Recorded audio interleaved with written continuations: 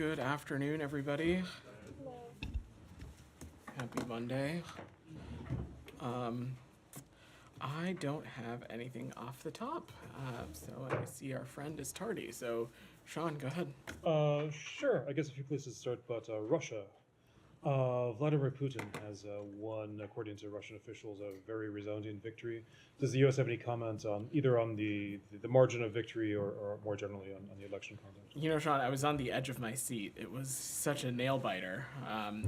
No, look, in all seriousness, to be very clear, the Russian people deserve a free and fair election and the ability to choose among a group of candidates representing a diverse set of views. Russians, like everyone else, deserve access to impartial information to help them choose the leadership that they so desire and help them determine the future of their country. And that was clearly not the case in these elections, which were neither free nor fair. And as you all know, the Kremlin has imprisoned political opponents and prevented others from running. They've denied anti-war candidates, among other things. And as you also all know, that leading Kremlin critic Alexei Navalny recently died in custody following years of harassment, abuse, and imprisonment.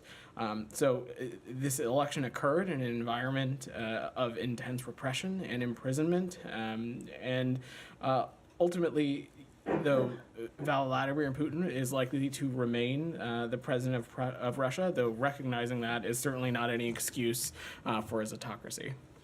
Just the last person, recognizing that is not an excuse. Like recognizing he's recognizing that it is likely that he is going to remain president of the Russian Federation. Sure. I mean, some in the dissident community have been saying that the United States should hold off of formally recognizing the victory in whatever shape that means. I mean, does the United States recognize that he is reelected? Obviously, he is president of Russia, but is the United States recognizing the results? Well, Sean, it certainly was an undemocratic process, and I think it is safe to say that there certainly won't be any congratulatory calls coming from the United States of America. But like I said, he is likely to remain the president of Russia, but that does not excuse him of his autocracy. Sorry, what does it mean he's likely to remain the president of Russia? He will remain the president of Russia. Well, why do you keep saying likely? You've said it like 4 times now. He's going to remain the president of Russia. But again, I think the bigger point here, Matt, is that, as I said, this was an incredibly undemocratic process, and certainly him being president of Russia does not excuse him of his autocracy. I'm Do you sorry. want coming back to you? Well, I was late, so I don't know. Have you done other subjects, or No, we just walked in. All right.